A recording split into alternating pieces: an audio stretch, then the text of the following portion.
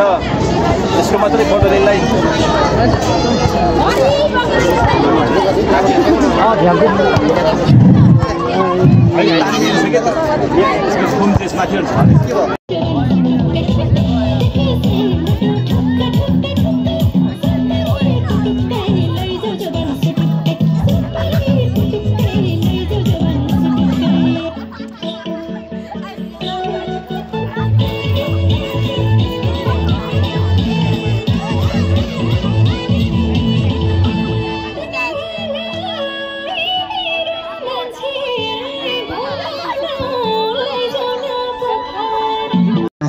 अध्यक्षज्यू, प्रमुख अतिथि तानसेन नगरपालिका का प्रमुख प्रतीक्षा गाहा सिन्जालीज्यू, त्यस्तै गरी खेलकुद विकास समिति प्रदेशका प्रतिनिधिज्यू,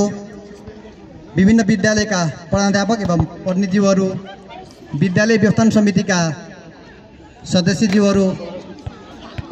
शिक्षक मित्रहरू र यस भलिबल प्रतियोगिताको समापन समारोहमा उपस्थित हुनुभएका रेफ्रीज्यूहरू, खेलाडी, विभिन्न विद्यालयका खेलाडी भाइ बहिनीहरू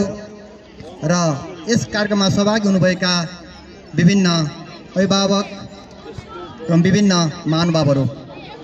आज मोहन कन्या माध्यमिक विद्यालयले हिरक महोत्सवको अवसरमा तानसेन नगरपालिका स्तरीय छात्रा भलिबल प्रतियोगिता आयोजना गरेको थियो। यस प्रतियोगितामा 13 माध्यमिक स्तरका 13 जना विद्यालयबाट विद्यार्थीहरू सहभागी भएका थिए। हामीले आषाढ 5, 6 र 7 गते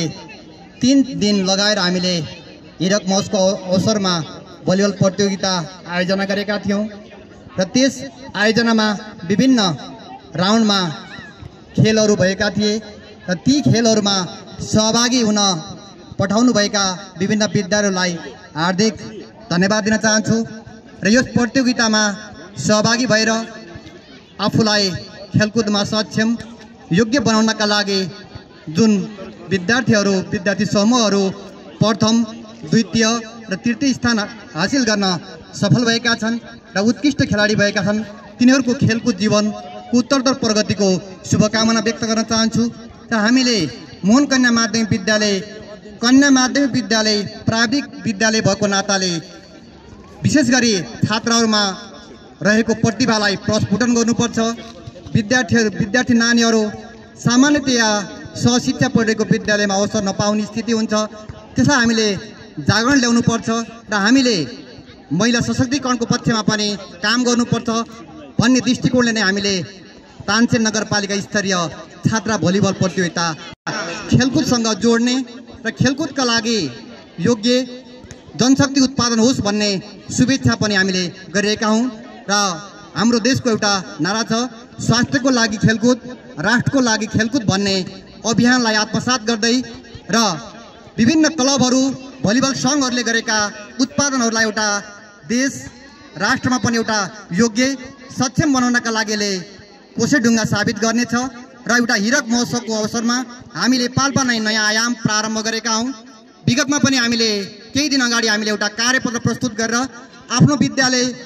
आफूले मात्रै आफ्नो घेराबन्दीभित्र मात्रै बुझ्ने होइन, अरूलाई पनि बुझाउनुपर्छ भन्ने दृष्टिकोण राख्यौँ र हामीले नगरपालिकामा हामीले एउटा कार्यपत्र प्रस्तुत गरेर यो मुलुकमा क्रियाशील रहेका विभिन्न महानुभावहरूलाई, राजनीतिक दललाई आमन्त्रण गरेर हामीले छलफल र अन्तर्क्रिया गऱ्यौँ। त्यसपछि हामीले अब तानसेन नगरपालिका स्तरीय नै भलिबल प्रतियोगिता गरेर विद्यार्थीहरूमा रहेको खेलकुद सम्बन्धी एउटा अन्तर्निहित प्रतिभा प्रस्फुटन हुन्छ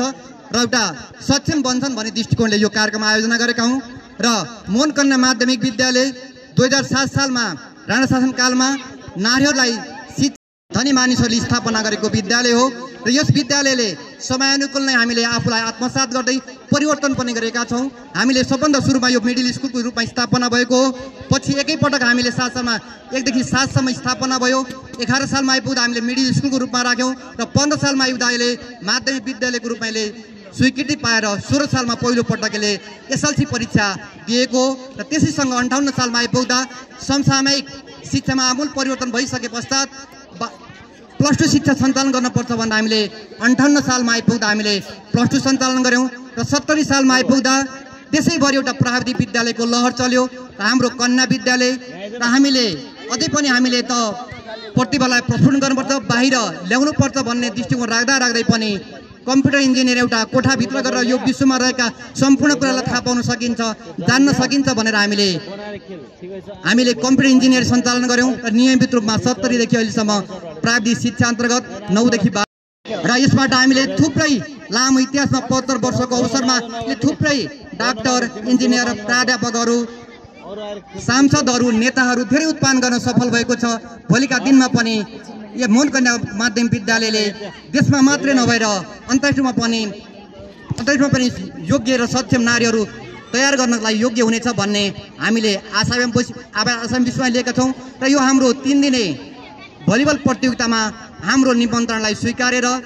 सम्पूर्ण सहभागी सम्पूर्ण विद्यालयलाई हार्दिक धन्यवाद दिँदै हाम्रो निमन्त्रणलाई स्वीकारेर पाल्नुभएका प्रमुख अतिथि विशिष्ट अतिथि र अतिथिहरूलाई धन्यवाद दिँदै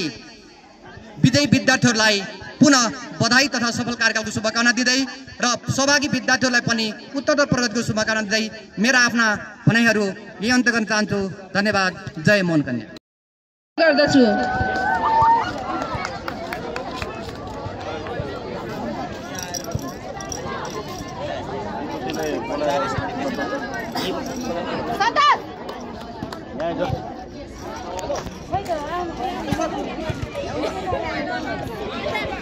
आशिका थापा, अपेक्षा थापा,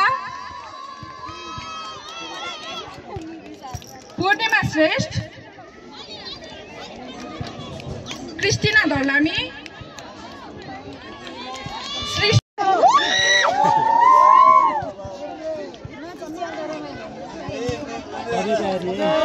ग्रहण गरिदिनुको लागि हार्दिक अनुरोध गर्दछु। क्रिस्टिना राणा, रिना राणा, सोफिया खत्री, बिन्दु पुन, पुष्टि सुनार, मधु श्रेष, धेरै धेरै बधाई छ। प्रथम स्थान हासिल गर्ने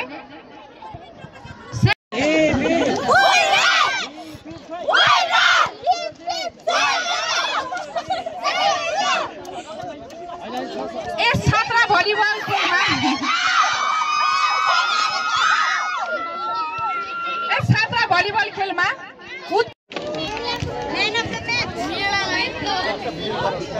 भिडियो छ उत्कृष्ट खेलाडी